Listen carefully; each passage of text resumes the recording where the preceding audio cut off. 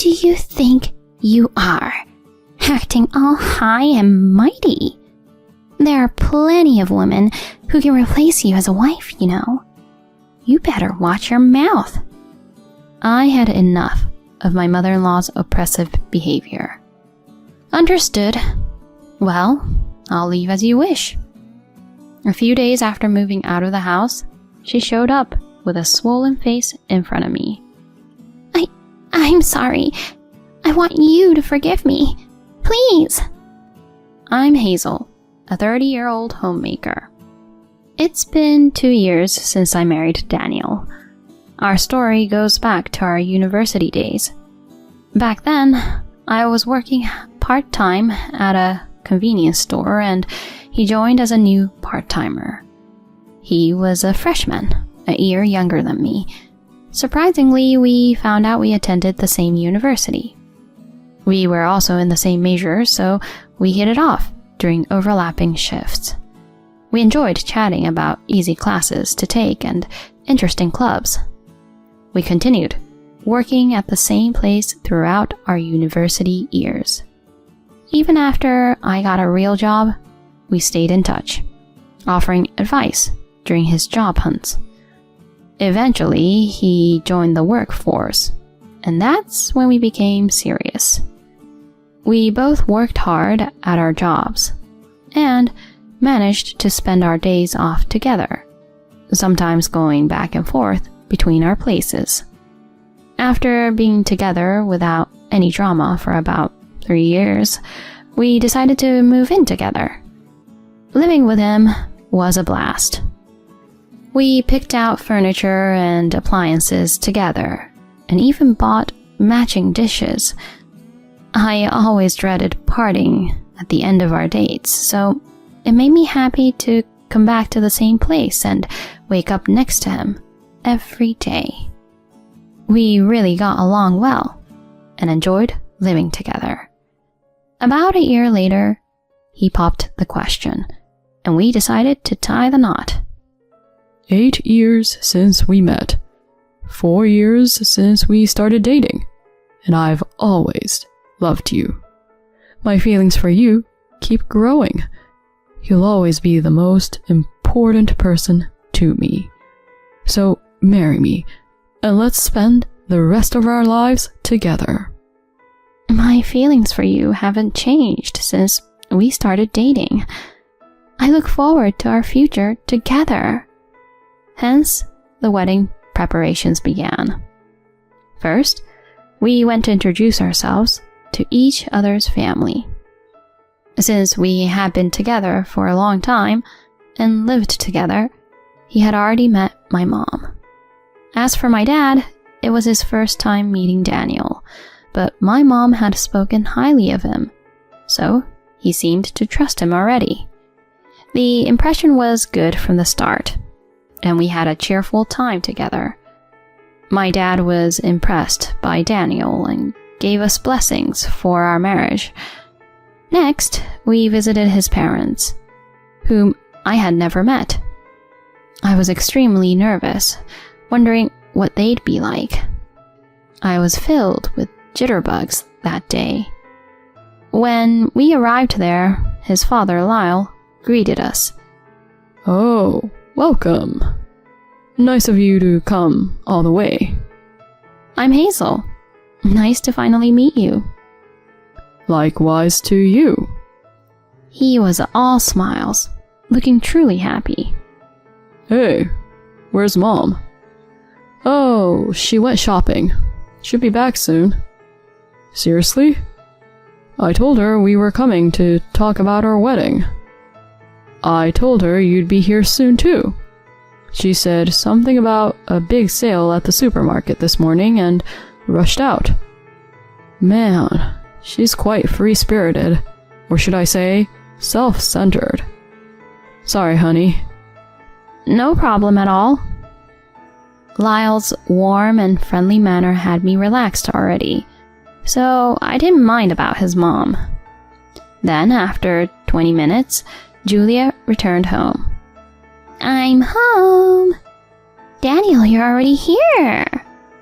Where have you been, Mom? I told you the time we were coming. Oh, did you? Well, I couldn't help it, so cut me some slack, will you? Jeez, you're selfish. Hi, I'm Hazel. Oh, you're the fiancé. Happy to meet you. Here, I brought some cakes. Oh, how sweet of you. I'll make some drinks then. We finally sat down all together and chatted over coffee and cakes. He had mentioned bits and pieces about our relationship since his college days, so his parents were aware of our history. You've been together for a long time, and you seem to have a solid relationship. I'm happy that you guys found each other and look forward to having you as a family, Hazel. Thank you. It's my pleasure to be a part of your family. Relieved to have Lyle's blessing and to see Julia smiling beside him. After, we managed to arrange a dinner with both families. We had our wedding. Then, we went on our honeymoon and started our married life. Well, since we've been living together, nothing much changed. But just being newlyweds made me feel excited. Seeing my changed last name made it sink in that I was indeed married. Both of us had lived alone before, so cooking and cleaning weren't an issue. We shared household chores while focusing on our work. Our new life was fun, and time flew by. Before I knew it, 2 years had passed, and we were still going strong, very much in love. However, something happened that changed our circumstances around that time. It all began when Lyle had an accident that led to a fractured leg and was required to stay in the hospital for a while. Dad, are you okay? Oh, sorry to worry you. It seems quite serious, and I'll have an extended hospital stay followed by rehab. Oh no. And there's a bit of an issue. I need rehab 3 times a week. But Julia doesn't drive a car, so there's no one to drive me. Oh, right. Now that you mention it, we're wondering what to do once I get discharged. I see. Rehab must be for quite a long time, huh? Yeah, that's the thing. So, we're looking for someone reliable, but it's not easy for everyone to commit long term. Arranging a taxi every time costs money, you know? He seemed really troubled. Daniel and I were also scratching our heads over that. It was for sure inconvenient that there was no one available to take him to rehab.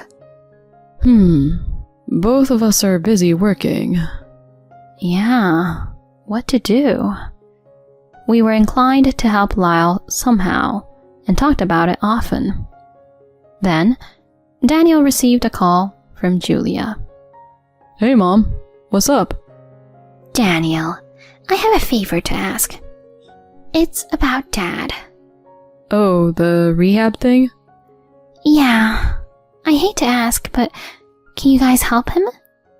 We've thought about it, but we're both working, so it's difficult, you know? Please, I can't handle it alone. Would you consider moving in with us? What? Live with you guys? We were taken aback by her sudden request. If it was just about picking up and dropping off for rehab, we'd understand. But she unexpectedly asked us to move in. I really don't know what to say at this moment. Please, we're really in a tough spot. Let me discuss this with Hazel. We'll get back to you soon. Please, thank you. He ended the call, and we deliberated. At one point, I made up my mind. What if I pick up and drop off Lyle for rehab? But you have to work. I'll talk to my boss and change to part-time. No, you've been working so hard to build a career. In that case, maybe I can change to part-time temporarily. I think your career is more important than mine. I'll support your dad and mom. What about moving in with them? Well, why not? Not forever, but as a family, we need to help each other out. You're the best. Thanks, honey. I'll let Mom know right away. He called her, informing her about living together and taking care of the ride. She was overjoyed and extremely grateful. Afterward, we canceled the lease of our apartment to match Lyle's discharge from the hospital and moved to my in-laws. I explained my situation to my boss and got switched to part-time, working 2 to 3 times a week. Then I helped Julia with housework and caregiving while handling Lyle's rehab trips. I did my best to assist them as much as I could. However, Julia often complained about how I did things. What have you cooked here? It's tasteless. Oh, is it? Sorry. I thought the seasoning was just right, but... Are you kidding me? Do you have a taste disorder or something? Excuse me? Make it more flavorful. Oh, okay. On another day, I was criticized for the way I cleaned. Hey, you're cutting corners. This spot is still dirty. She nitpicked about incredibly minor things. Honestly, unless it was a deep cleaning day, I wouldn't have bothered with those specific areas. She kept criticizing me and gradually showed her true colors. Honestly, what's the point of using you as a homemaker? Huh? She said using me. If you call yourself a housewife, do a better job. You can't even do chores well. You're done as a woman. She kept insulting me. Why did she have to say such things? It seemed like she enjoyed tormenting me. Maybe suggesting we live together was to bully me from the start. It was enough to make me think about such things. I think I'm quite capable of taking care of the chores. Even objectively, I believe I did the housework properly. And she left everything to me. I managed the chores, took care of Lyle's rehab trips, and even provided caregiving. Despite all that, she kept complaining about me and did nothing herself. Shut up! You overestimate yourself way too much. To be honest, you're not good at all. I pity Daniel for having a wife like you. Her nastiness pushed me into a dark place, but I couldn't talk to Daniel about it. It was partly my hesitation, but he was really busy with work and was frequently away on business trips. I didn't want to cause unnecessary worries when he already had a lot on his shoulders. Ideally, I wanted to solve it on my own. Also, there was a reason I managed to endure all this. It was because Lyle was incredibly kind and treated me well. He always appreciated me when I drove him or took care of him and always had interesting stories to share. I enjoyed spending time with a knowledgeable and articulate Lyle. So, even though Julian mistreated me, spending time with him somewhat relieved the stress. Well, until her harassment became so extreme that the balance tipped towards the stress. I dealt with those struggles alone, every day. One day, Lyle complained of chest pain, and we had to rush to the hospital. He was treated immediately, but as a precaution, he needed to stay in the hospital to undergo further tests. What was unfortunate was that Daniel had a business trip for a few days at the same time. I was at my wit's end. During that time, I was going to be left alone with Julia. I was certain she would bully me as she pleased. As expected, the moment I became alone with her, she started nitpicking about everything. You're such an incompetent woman, you know that? Can't even handle housework, have no charm, and yet you seem to sit on a throne or something just because Lyle favors you. What? No, I don't think so. Who knows? You're not trying to seduce him, are you? Please, don't say such stupid things. I'm doing my best to support him. But what about you? You just pass everything to me and only complain. I couldn't help but talk back to her from the frustration that had been building up inside me. Then, she got furious, her face turning beet red. Who do you think you are? Acting all high and mighty? There are plenty of women who can replace you as a wife, you know. You better watch your mouth. I had enough of her oppressive behavior. Understood. Well, I'll leave as you wish. She gave me a smug look. Oh, great. Just do that. And don't you dare come back. Leave Daniel too. Ignoring her, I started packing my stuff. I wanted to get away from her as soon as possible. I had to hold off on telling Daniel until later, but I knew he'd understand. As soon as I finished packing, I went to my parents' house. They were stunned to see me, but when I explained the situation, they sympathized and welcomed me warmly. I had been doing everything at my in-laws' place, so I was glad to be relieved from the chores and took a much-needed break. I explained what happened over the phone on the last day of Daniel's business trip. He was enraged after hearing it. Leave it to me. You can relax at your parents' place and wait for me. A few days after leaving the in-laws' place, Julia showed up with a swollen face in front of me. What do you want? I asked in anger, and suddenly she started weeping. I'm sorry. Please, forgive me. I've been terrible to you. I'll apologize as many times as it takes, so please. She repeatedly apologized, without minding the tears and snot flowing down. When I looked closely, her face and eyes were quite swollen. Then Daniel came up from behind. Mom, don't think everything will be okay just because you apologized. I'm really sorry, honey. If only I had noticed sooner. No, it's okay. I'm at fault for not mentioning it earlier. By the way, what happened to her face? Oh, about that. He explained the background. The day he returned was the same day Lyle came back from the hospital after the tests. As soon as Lyle arrived, he asked her why I wasn't around. She triumphantly answered, I kicked her out. She was trying to seduce you. To which Lyle exploded in anger. God darn you. She was sincerely taking care of me. What the heck have you done, throwing out such a kind person? Julia didn't expect him to get that angry and was utterly shocked. And at that moment, Daniel arrived home. Knowing the situation, he teamed up with Lyle and confronted her. They scolded her for hours, and she apologized to both of them until she ran out of tears.